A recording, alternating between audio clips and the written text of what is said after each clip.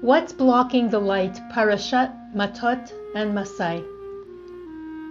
There is no aspect of spring cleaning after a hard winter that is more satisfying than window washing.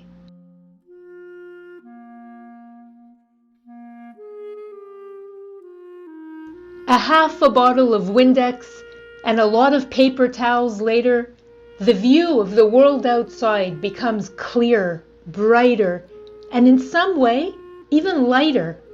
Every swipe seems to wipe away a bit of sadness as the flecks and grime give way to enthusiastic manpower, allowing greater light to enter. But when God said, "Let there be light," was he talking about our windows? I dare posit a philosophical yes, as all physical manifestations are reflections of a higher world. They are the means through which we can learn more about God and our existence. The moral of the window washing story is streak-free clear. When we clean up our acts, we let the light in. Now we all know that beautiful things grow in the light. Flowers, trees, fruits, children. Yet so many of us cling to the darkness even with all its uncertainty and turmoil, because we find comfort there in the familiar blackness of doing things as usual, in retracing yesterday's tracks. And yet we strive to escape the gloomy shadows of our lives, not realizing that we are the very ones blocking the light. And more often than not, when things go wrong, we question, where's God? Rather than question ourselves, where am I in relation to His light? The sages teach us that sin sullies our souls and blocks us from being vessels of the godly light.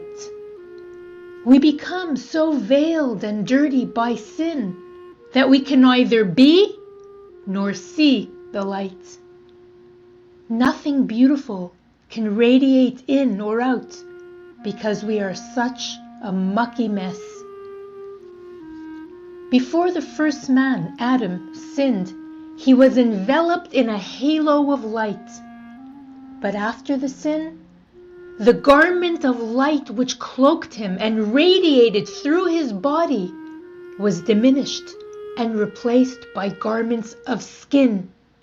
He reduced his soul to a state of opaqueness and concealment, making it ever harder to recognize itself and its relationship to God.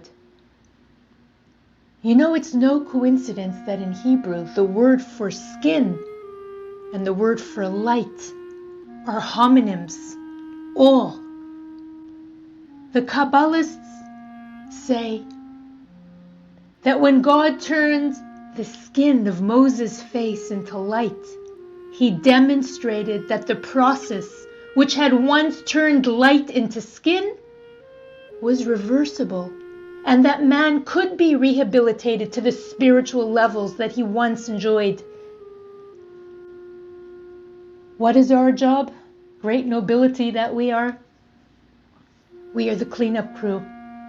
But Windex won't do the job to raise the shattered holy sparks which became dispersed in all things in this world through creation. God gave us the directives on how to clean our souls and bring the light, the sparks, out of the dark places if we follow His Torah and make it our Torah. You know, it's interesting because Einstein's famous equation, E equals mc squared, teaches us that there is light in all things. God teaches us how to properly retrieve it. Each of the commandments cleanses us and elevates us and makes us worthy receptacles of God's blessings and light. But if we don't change our ways and clean ourselves up on our own, then God will send in the pressure washer In this week's Torah reading, we read of all the 42 encampments and backtracking the Israelites had to set up and break down during their 40 years of wandering. Not an easy, smoothly paved road by any means. But they created many of the bumps and hurdles by themselves, by continually sinning and rebelling against God and Moses, and failing the many tests that God had set before them. Each hardship and encampment through which the Israelites journeyed was a cleansing and served as a preparation for the gift of the Holy Land. Do you personally really want to figuratively wander blindly for 40 years and wonder why your life resembles a man-made disaster zone that only God can repair? Or would you prefer to take matters into your own hands? Start keeping kosher, lighting Shabbat candles, giving charity, being a good person, a kind person. Pick up a book on Judaism. Stop sinning and spinning in circles and then asking, where is God? He's asking the same question, where are you? Just start cleaning up somewhere, anywhere in your spiritual house.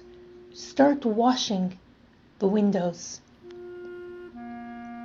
Further proof that God cleans what He loves is that the Israelites are not commanded to merely meander into town, make friends with their new Canaanite neighbors.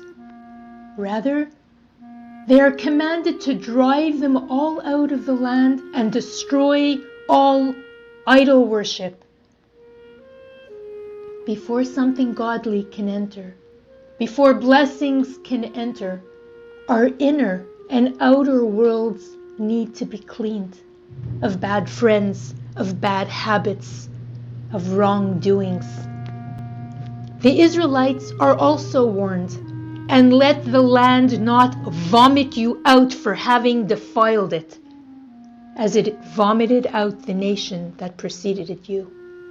You know, it's interesting and tragic that we live in an age where every resource is available to humankind to enlighten it, and yet it cannot see the light or free the light. But friends, we are made in God's image, and so we have the power to radically change everything, personally and globally. If we would only clean our spiritual windows with the Word of God, we'd see how dramatically the stains of winter would disappear, and how beautifully and powerfully the light would shine through and heal the bloody mess that we've made. Shabbat Shalom.